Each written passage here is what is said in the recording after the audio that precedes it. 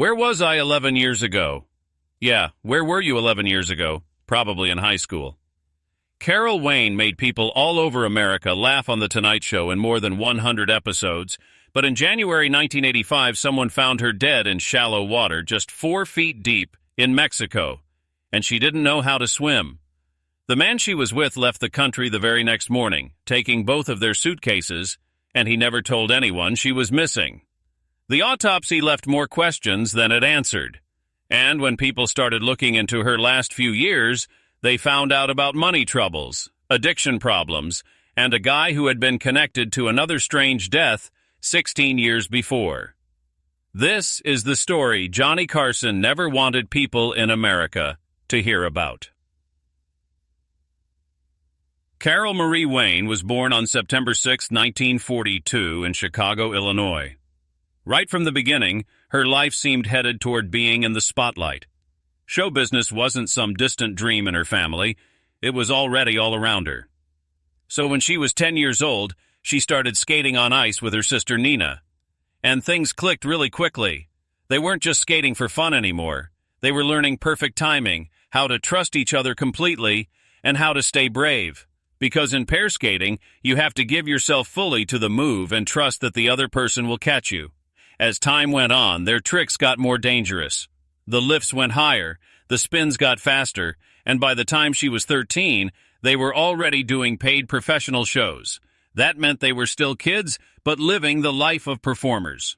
Then 1957 came, and it changed everything for them. Carol was 15, and she and Nina dropped out of high school to join the Ice Capades for a huge tour across 42 cities in the country. Night after night, big arenas were packed. Some shows had as many as 10,000 people watching. The schedule was really too. They had to travel, unpack, practice, perform, sleep a little, and do it all again. Sometimes they woke up at 5 a.m. just to get extra training hours in before the busy day started. Because on tour, you either keep up or you get left behind. And then 1958 happened, the year that split her life into a clear before and after. During one show, right in the middle of a risky pair trick, her skate hit something tiny on the ice, maybe a penny or some small thing a fan threw. That was all it took. She lost her balance at the worst moment and crashed hard. The fall broke her knee badly and left a 5-inch scar down her leg. She finished the rest of the tour, but the injury was serious, and she had to quit skating at only 17. It wasn't just the physical pain. It felt like losing the one thing that had been her whole future. No high school diploma, no other plan ready, just quiet after years of cheers, and a big question about what to do next. So she did what many strong performers do. She kept going. In 1959, Carol and Nina moved to Las Vegas and joined the Folies Bergère show at the Tropicana Hotel. It was a fancy revue, famous for beautiful costumes and big stage shows. The city was different from skating on ice, but it still needed discipline, looking perfect, and hitting every step right on time. Carol earned $1,200 a week, which is like around $12,000 in today's money. That kind of paycheck pulled her into a whole new world quickly. The Folies Bergère became a big part of Las Vegas history, running for almost 50 years and often called the longest-running show in the city. For the Wayne sisters, it meant they weren't gliding on ice anymore, but they were still on stage every night, learning how to keep a crowd hooked with charm, looks, and great timing. Around that same age, 17, another part of the business touched her life. Carol did some underground glamour photo shoots that showed off her athletic body, including her 38-22 36 figure. The pictures were sold as semi-nude and went around in special magazines and fan books, mostly to collectors and skating fans. It was right in that weird spot where young women performers were cheered for being strong, but also pushed to sell their looks. For Carol, it was also about surviving and moving on, because she was building a new life after her injury, and her image helped her keep going forward. By 1960, she wasn't just in the show anymore. She was a headliner showgirl, and she stayed in that Folies Bergère job from 1960 to 1965 at the Tropicana. The work never stopped. The show happened 8 times every night, and it took stamina that most people can't even imagine. The Tropicana had the Folies Bergère from 1959 to 1975, and at its best, More than 600,000 people came each year. This wasn't some small club gig, it was a huge machine of glamour and pressure. Even the little details show how hard it was. Showgirls were usually between 5'10" and 6'2" tall, and they wore custom outfits covered in hundreds of rhinestones and feathers. Some costumes weighed up to 65 pounds, which meant you had to smile, kick high, and move smoothly while carrying the weight of a small child on your body. The Tropicana's theater was called the Pink Room. And behind that cute name were strict rules. Keep an exact weight. No tan lines, no tattoos. It was control dressed up as glitter. Still, Carol became a crowd favorite, famous for her high kicks and a bubbly act that locked her into that classic Las Vegas showgirl picture people still remember. Then early 1965 brought another big change, and it started with something that seemed small, just a party. After a Foley's Bergère show, Carol and Nina drove from Las Vegas to Los Angeles and went to a Hollywood party full of producers and important people. In that room, an agent spotted Carol and acted fast. She got booked as a Las Vegas chore, U.S. dancer. But the real important part was what happened next, because that night opened the door to television. Over time, it led to guest spots and her first real TV credit as Bobby in the 1966 Man from Untold episode called The Super Colossal Affair. The change happened pretty fast once people started seeing her face on TV screens instead of just on stage. Soon she was trying out for roles, meeting network bosses, and figuring out how to turn her stage confidence into something that worked for close-up camera shots. The TV jobs kept coming. In 1966, she played Ginger LaVie in the Man from Untold episode The Super Colossal Affair. It was a role full of spy glamour and fun danger, including a funny bit about microfilm hidden in her cleavage. The show was all about style, and Carol fit right in, wearing silver lame outfits that fans still talk about. Then in 1967, she starred as Temple in the I Spy episode, The Trouble with Temple. It aired on NBC, was filmed in Spain, and she played a silly assassin whose mistakes helped uncover the bad plan. The second season of I Spy ran from 1965 to 1968, and this episode stood out because it mixed suspense with laughs. It was directed by David Friedkin, and Carol's timing made the character really memorable. That same year, 1967, she also appeared on I Dream of Jeannie as Bootsy Nightingale in the episode Here Comes Bootsy Nightingale, which aired on November 21, 1967. The original plan was bigger. Bootsy was supposed to come back in 5 episodes, kind of like a recurring rival who could mess with Jeannie's life. Some stories even say the writers thought about giving Bootsy her own magic spells to keep the fun rivalry going. But behind the scenes, they dropped the idea after just 1 episode because of story problems and schedule conflicts.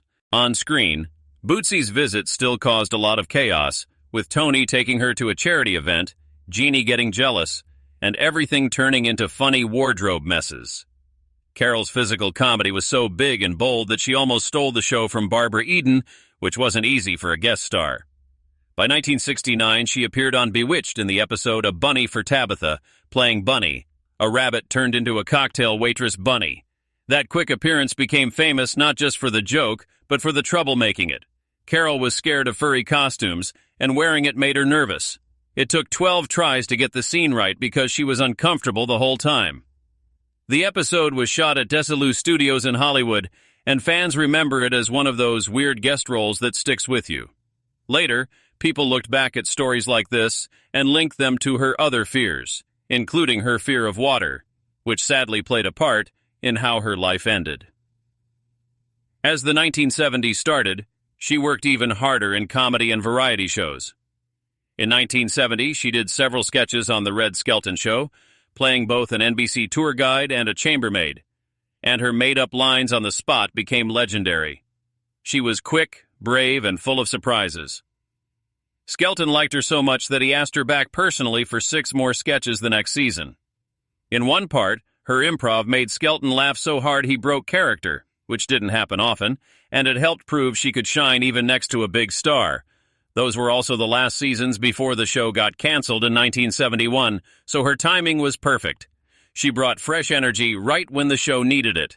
Between 1970 and 1972, she was in 6 episodes of Love American Style, usually playing flirty vixen roles that pushed the limits of what TV could show back then.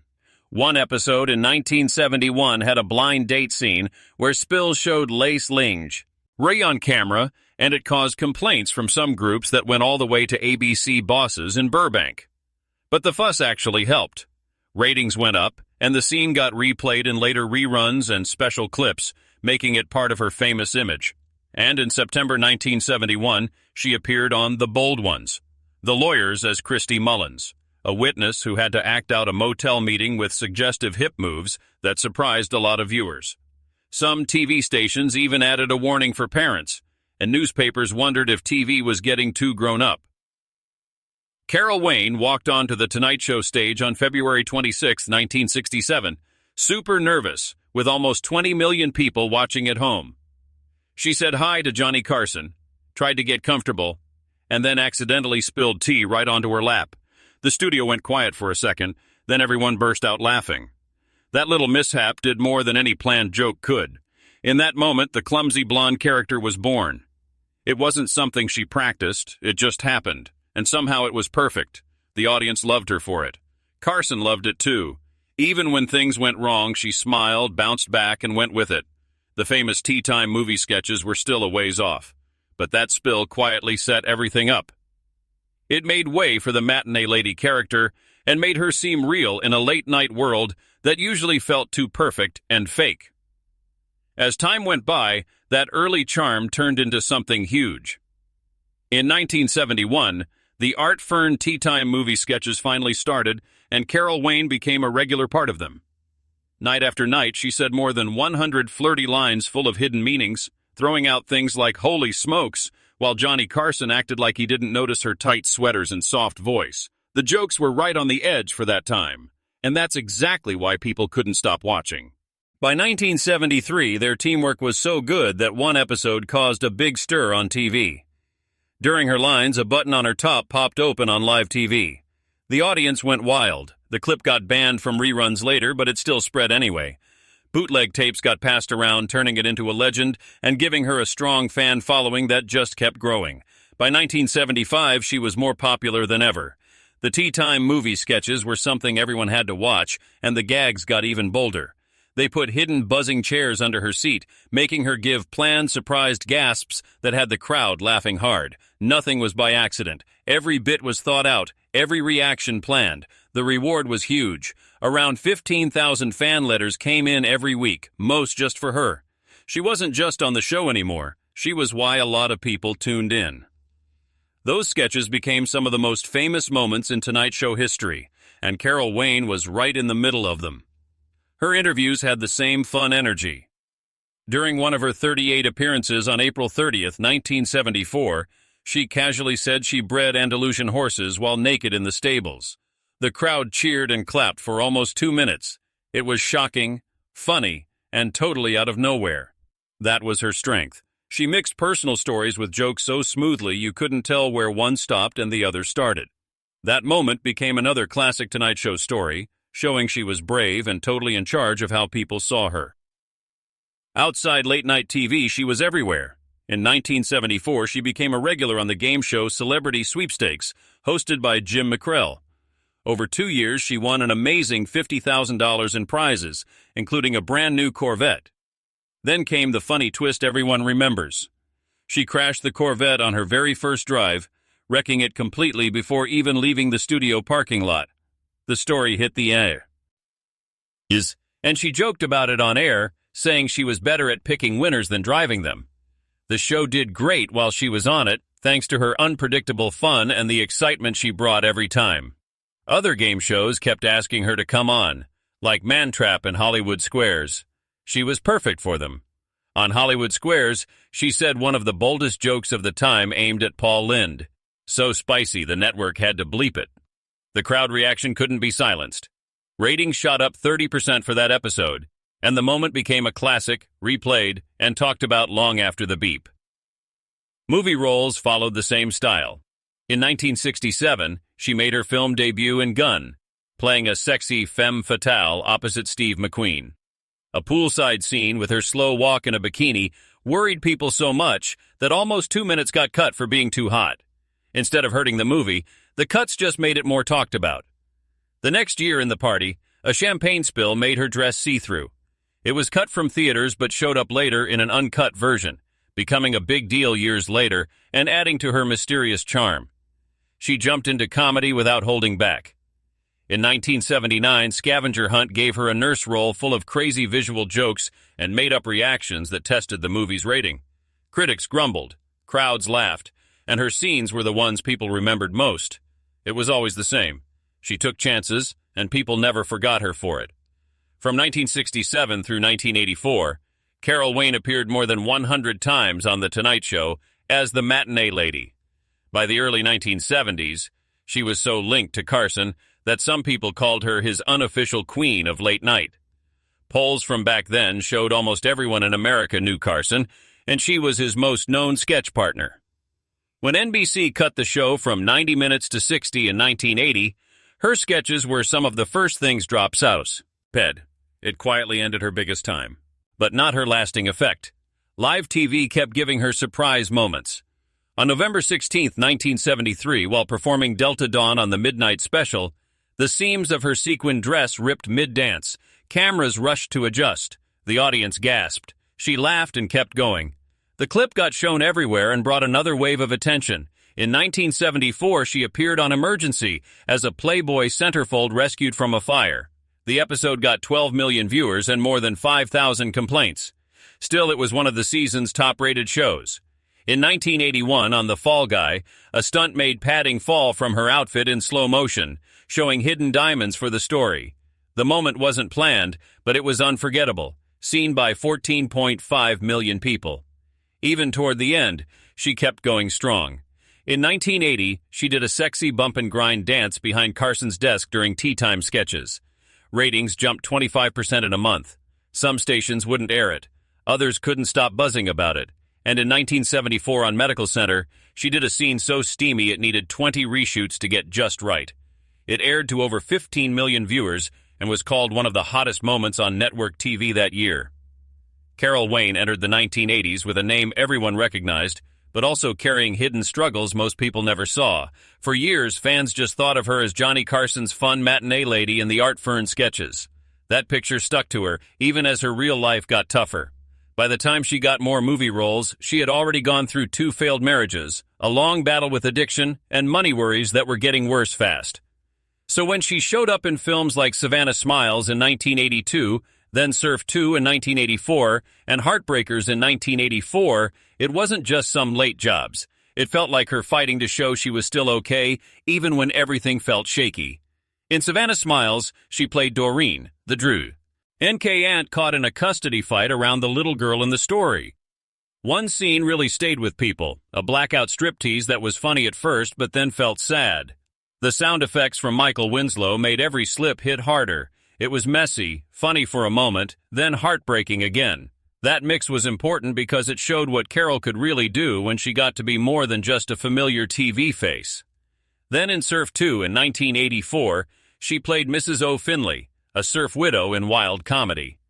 The movie was known for shocking jokes, and one daring waxing scene became something people talked about long after.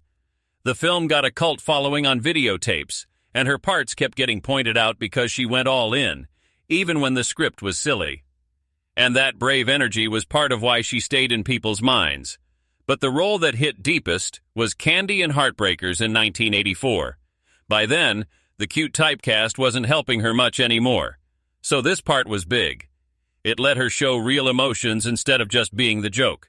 Critics noticed, and Roger Ebert called her performance heartbreaking, saying it held the whole movie together. That praise meant a lot because it was the strongest review she ever got from a big critic. It should have been a fresh start. Instead, it came right in her hardest year because in 1984, the same year Heartbreakers came out, her private life fell apart in public. She posed nude for Playboy in February 1984, which surprised a lot of people who still thought of her as the sweet TV lady. The magazine sold about 1.2 million copies, making it look like a big comeback from the outside. But really, she was just trying to get by. That same year, she filed for bankruptcy. And the difference was harsh. Lots of attention on the surface, total money collapse underneath. And the money trouble didn't come out of nowhere if you look back. Her marriages were fast and rocky, like she was always searching for something steady and never quite finding it. She married Loretto Larry Sierra on May 1, 1965, and it ended in June 1967. Then she married rock photographer Barry Feinstein in 1969, and they divorced in 1974. Their son Alex Feinstein was born in 1970. So even while her career was going, she was trying to build a family amid all the ups and downs. After that, she married TV producer Burt Sugarman in 1975, and that ended by 1980, with stories of her addiction getting worse and her life feeling smaller instead of bigger. By the early 1980s, the fight wasn't just feelings, it was day-to-day survival. In February 1984, when she filed for bankruptcy, court papers said her 1983 income was listed as $0, even though her stuff was worth about $500,000. Then there was around $100,000 owed to the IRS, tied to tips from her Las Vegas days that weren't reported. It showed a picture of someone who once had cash flowing, but then saw it disappear while debts piled up. There were still times when help seemed close, almost close enough to change things. One story says that in 1983, Richard Pryor offered to pay for rehab and even promised her a role, but it fell apart during a tryout when her addiction showed, and the opportunity was gone.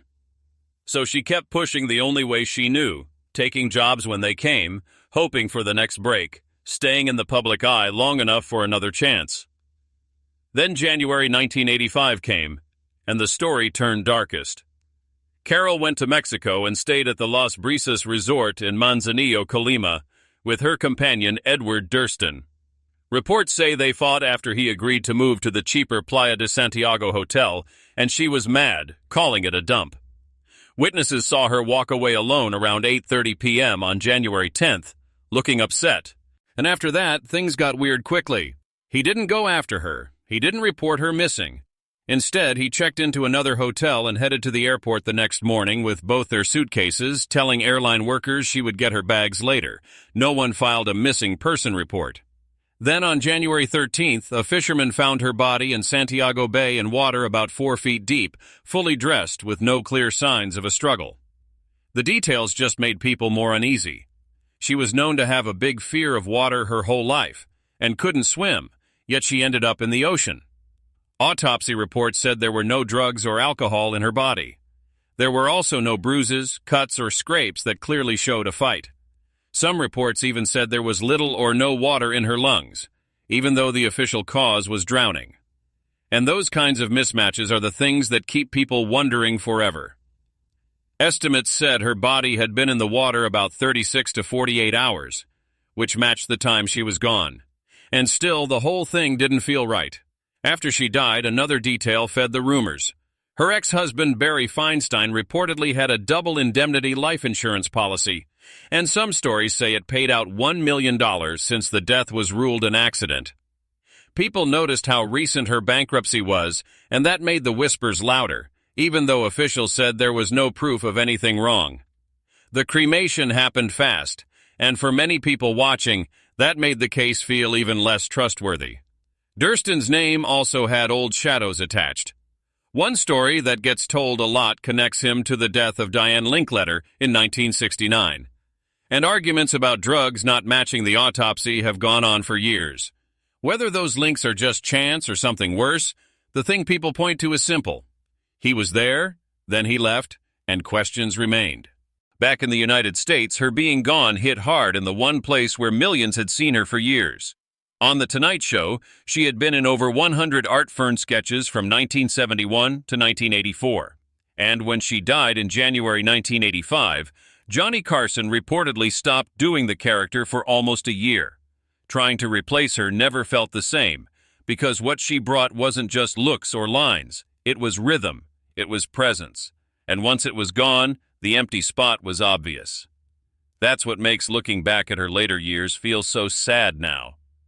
She was finally getting seen as more than just a sketch performer. She had a critic calling her work heartbreaking. She had roles that showed she could handle laughs and pain at the same time. And yet the same year she reached that acting high, she was filing for bankruptcy, trying to stay afloat, and taking the last trip of her life. She died at 42, just months after Heartbreakers came out. So those final rolls don't feel like simple credits. They feel like a last message from someone who was still fighting to be taken seriously right up until everything stopped.